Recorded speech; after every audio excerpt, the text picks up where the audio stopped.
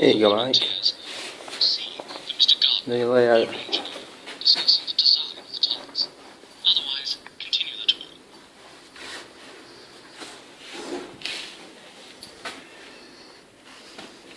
You're going to have one of them Lancasters.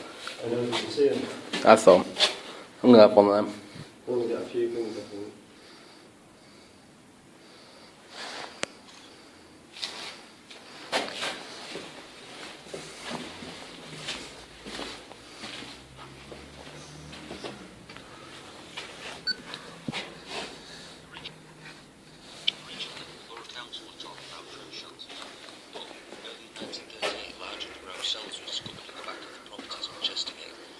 Into the sandstone, gave the ARP to the idea to extend them, make air raid shelters. We use pneumatic drills. You can still see the drill marks on the walls and ceilings. When the shelters first opened, they could only accommodate 4,000. This was enough, we thought. Air raids couldn't last the whole night. We were called back in 4-1 to extend them to accommodate over 6,000. Press A for news from the Stockport Advertiser, May 1939. Press B for health hints for shelter nights from the BBC. Or press C for memories of preparing to go to the shelters. Alternatively, continue the tour.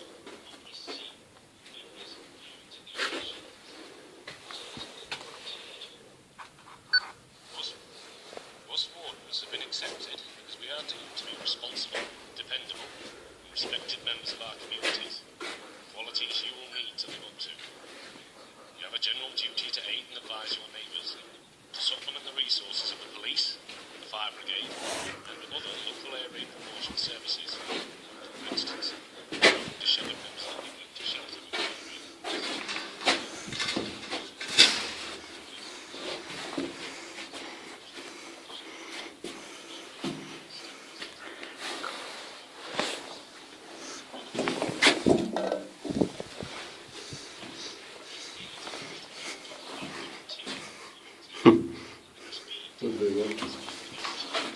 staying with him.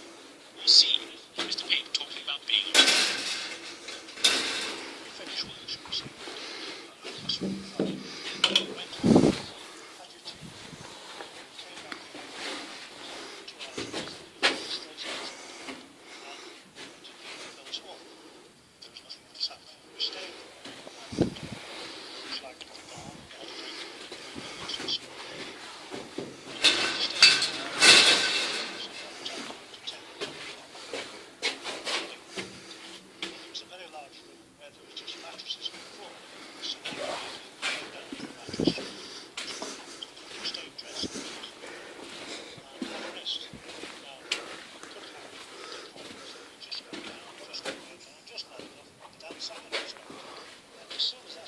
Quite surprisingly warm, aren't they? Yeah.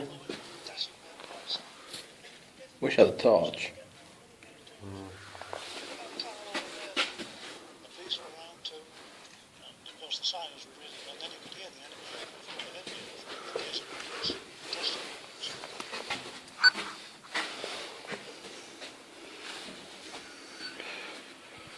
We need to be prepared for a busy night, Mr. Sykes. Numbers have increased steadily since the all-night raids began. There were over 100 people in this section of tunnel alone last night. There wasn't even enough room for everyone to sit down. People had to take it in turns. The heat and the smell was terrible. We thought the raids would come during the day. It only last a few hours. No one expected we'd need to be here all night. We need to keep a sharp eye out for the overflow.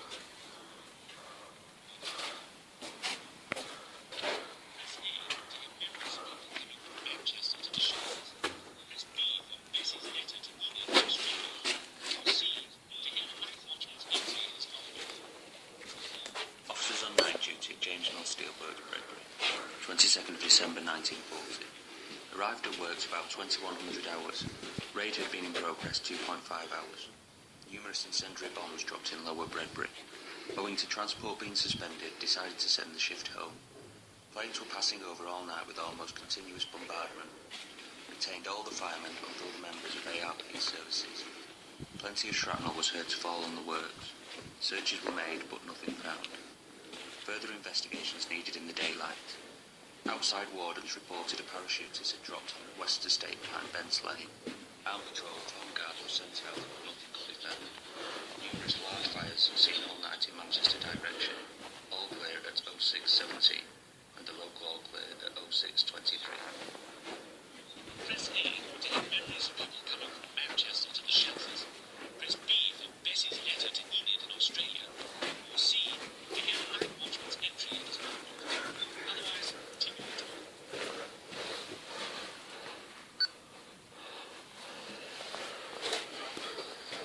Everyone still with us? Right. Now, if everyone could just move around a bit so you can all see into the tool store. Good. Now, you'll see these tool stores dotted around throughout the tunnels. Don't want to put all our tools in one basket, so to speak. We have a total of 35 sets of tools. A pick, a shovel, and a crowbar. These are for the highly unlikely event of a blast causing a tunnel collapse. Now, I repeat, gentlemen, the highly unlikely event. Your job will be to keep everyone calm and to dig your way out. Press A to hear about shelter protection. Otherwise, continue the talk. The sandbag wall outside was very thick. You know, you had to sort of come through like a bit of a maze to get in because the sandbag walls around them were quite high, well above the actual entrance of the tunnel. But had anything happened near, it would have really seen that off and it would have been straight in here. And this is extra protection. See, if a bomb dropped just anywhere near the entrance without those sandbags, there would be a horrendous blast channel through what is in effect a narrow tunnel, and the casualties would have been terrific, actually. Press A to hear about shelter protection. Otherwise, continue the talk. The sandbag wall outside was very thick.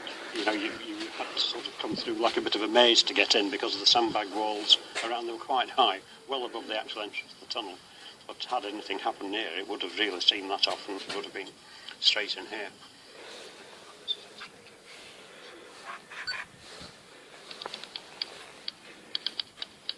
Stockport Express, 1941. Stockport Corporation has received letters requesting bunks be booked by those using the public shelters. Please be advised that they cannot be reserved. A mattress and pillow is provided. Bedding must be brought with you, taken away each morning, ready to sleep. You may be able to find a friend who lives nearby or a shopkeeper who is willing to store your bedding for you during the day. Press A for memories of being in the shelter. I don't know how much sleep people got, because I remember the sing-songs that went on for hours and hours. Patriotic songs. Songs of the day. I can remember Run, Rabbit, Run. Get Rule Britannia. Very patriotic. This might quieten down. People try to get children to sleep. But then, of course, the problem you were faced with was at 9:30 after the pubs closed in those days. You get a crowd in from the pubs. So we'll start again with the beer songs. It really was. It's a waste of time. Actually, this place is quite good, you know. Wouldn't be too bad. No, I didn't want to go to sleep. As I said, we wanted to wander around. Press A for memories of being in the shelter. B for the radio home hit for house fires or anything else. I'd like to show you around so you can get settled in at your post. The first aid post is always kept as hygienic as possible. You'll notice the walls and ceiling are covered in treated canvas and the floor in this section is concrete. Sick bays down the way there. Beds are provided for those who are unwell. We treat minor complaints and injuries only. Serious cases are always transferred to the infirmary. We keep the barley sugar sticks there for frightened children or as a treat for the ones that do odd jobs. Press A for memories of Red Cross nurse. This place is big. Shelters. B for Mr. Lee's daughter. Should we go back that way? Because we missed one, didn't we? Yes. C for recollection of training for a Red Cross nurse. Otherwise, continue the talk. Oh.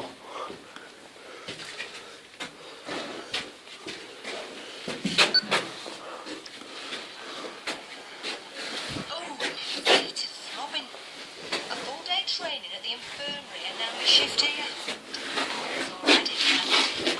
How did you fare last night? Oh, the usual.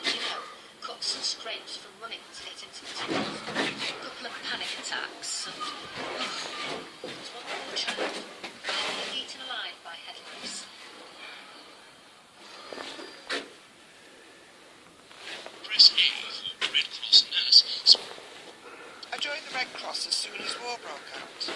We had to do a bit of training and get a first aid certificate, a nursing certificate, and a gas certificate. And then we were state-enrolled nurses and allowed to buy our own uniforms. The government gave us a real gas mask and a tin hat. And I think we got batteries for our helmets, and that was it. We're trying to get to the shelters for about 8 o'clock. Sometimes we bring our tea with us, working a bit late. I think we had a little electric ring thing to brew upon, and we also had the emergency. Really good, actually. It would have been a type of Calagas stove. Press A for Red Cross nurse speaking about her work at the shelters. Press B for the announcement of Mr. Lee's award. Or C to hear about being mistaken for Red Cross nurse at the shelters. Alternatively, continue your talk.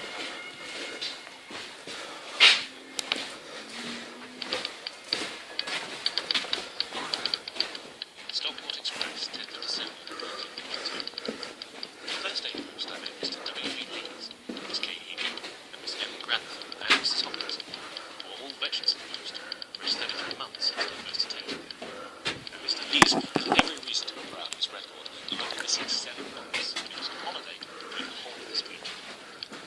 Since December 1940, the Cheshire 60th Detachment of the British Red Cross Society, whose commandant is Liverpool, has been attached to the post. Mr. Lees received the Right, distinction we'll go up that way in a minute. No. Bestowed upon him in recognition of his services. Perhaps his most treasured possession is the handsome silver cigarette case inscribed with this monogram, presented to W.W. Lees, Esquire, in appreciation by members of the Cheshire 60th BRCs. Press E.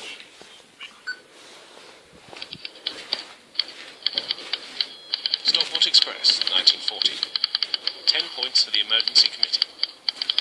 The Stockport Express urges Stockport Town Council to provide hot drinks for shelter users as part of the improvements urgently needed for the shelters. Concern is being expressed by first aid attendants and wardens on duty in the large shelters over the practice of serving cold water to children during the night. Many of the youngsters, excited and overtired, get very thirsty and run for a drink every few minutes. No facilities are provided for heating water, and wardens and attendants feel that during winter months, cold water will result in severe chills, if nothing worse. Many parents have brought tea, sugar,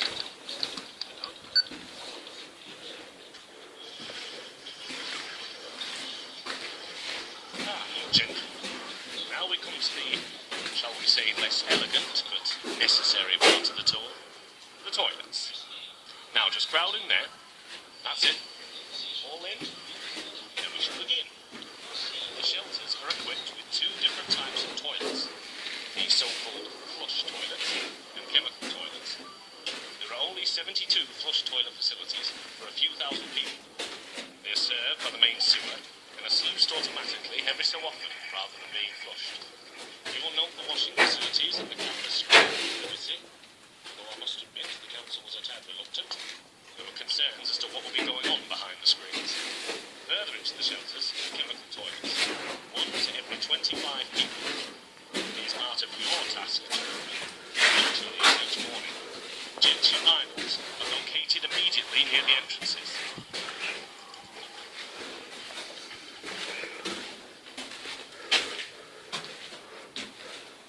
Press A for Red Cross nurse talking about cleaning the toilets. Press B. We had to make sure the toilets were fit for habitation. It weren't toilet rolls, it was newspaper cut up into squares, threaded through with a piece of string. That was something to do when we weren't very busy, cut newspapers into squares. And occasionally we had to clean the toilets, which we hated. And we used to get some great thick red rubber gloves which came to our elbows.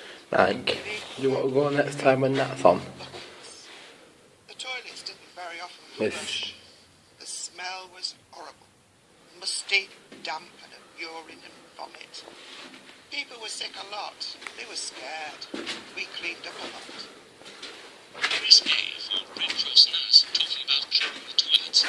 Press B to hear about the tunnels by those who are there. Otherwise, continue with the tour.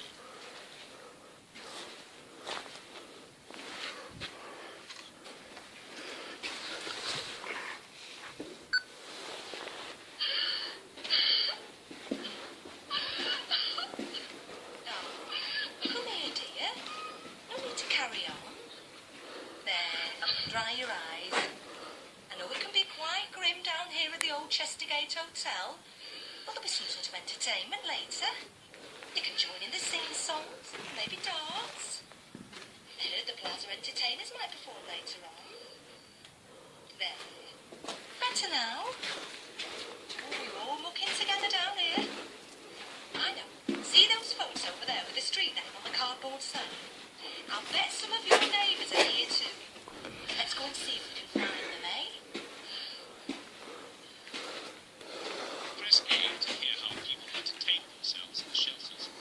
B, the memories of collecting shrapnel. Or C, that a warden explained to a child that it was leave his dog alone. Continue the tour.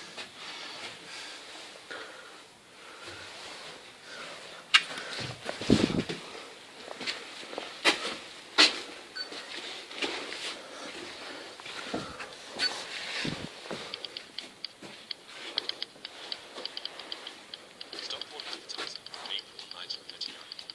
Progress is being made with a huge task of finding out how many people are entitled to free Anderson shelters.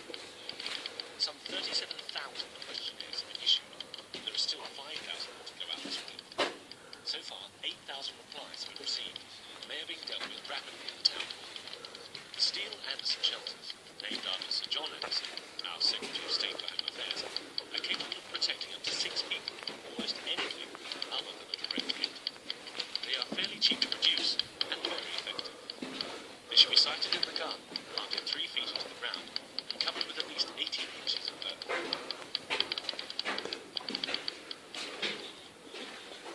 Press A, how to keep water out of your Anderson shelter. Or B, the memories of home shelters. Otherwise. Stockport Express, 10th of December, 1942. It was the suitcase and bundles which attracted my attention. Curiously, I followed their owners. Across Mersey Square, down Chestergate, and through the ever-open entrance to the tunnel shelters, where men, women and children were greeted with the familiarity of old friends by the shelter marshals. Each evening was done with brunches, and I ignored each offences. Friendships had been cemented during long hours of peaceful security. Children played happily until it was time for them to be tucked up.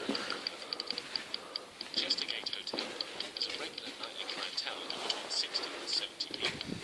They pay no residence fees and are served with an efficient present style Thursday mornings. A regular visitor in Canon H.D. Morgan, rector of St Mary's Parish Church.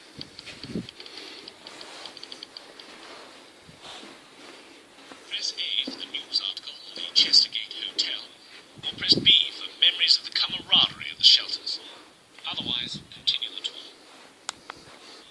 It was really a transporting of the community we lived in into the shelter. And they used to save places for each other and war behind anyone that sat in. Well, that's Mrs. Soldier. You want to move them there. And the same to an extent with the beds. It really was just a transposing of your community outside. Think about it. This, of course, gave comfort. You were sat with people you knew, not strangers. Mind, there were a lot of strangers. I believe they came from Florida, Manchester, Wythenshawe.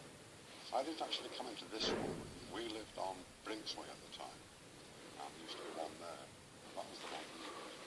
But really, I didn't know any better. I remember it as a cottages.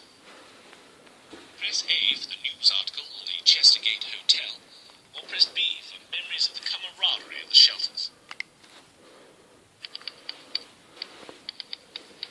Stockport Express, 10th of December, 1942. On Sunday morning, I visited the shelters again. No extra hours of repose are claimed by the inhabitants on the customary day of rest, and I was told that they had left their homes between 7 and 8, with the normal routine of meal preparations and housework to occupy them until they returned to the tunnels at night. This time, I was accompanied on my exploration by Bob Marshall, another shelter official who left retirement to help looking after the tunnels. As he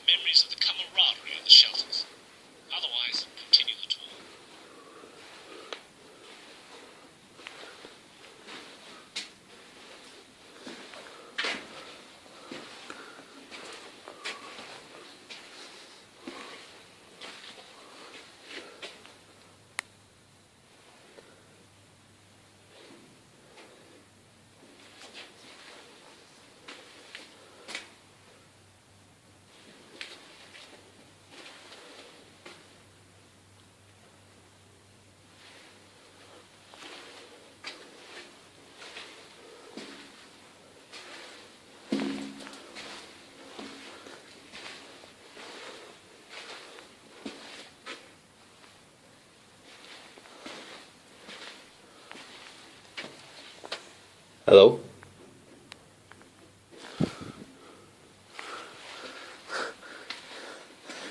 Yeah, Mike. Sure, I just heard someone. That's freaky.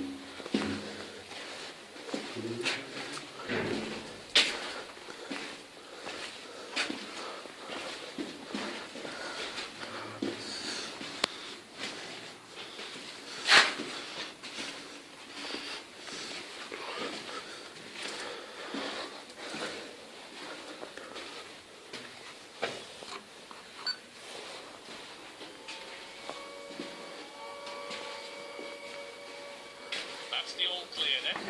Good day. God bless to all of you. Please remember your belongings and to take your rubbish with you. Salvage what you can. And you youngsters, don't run.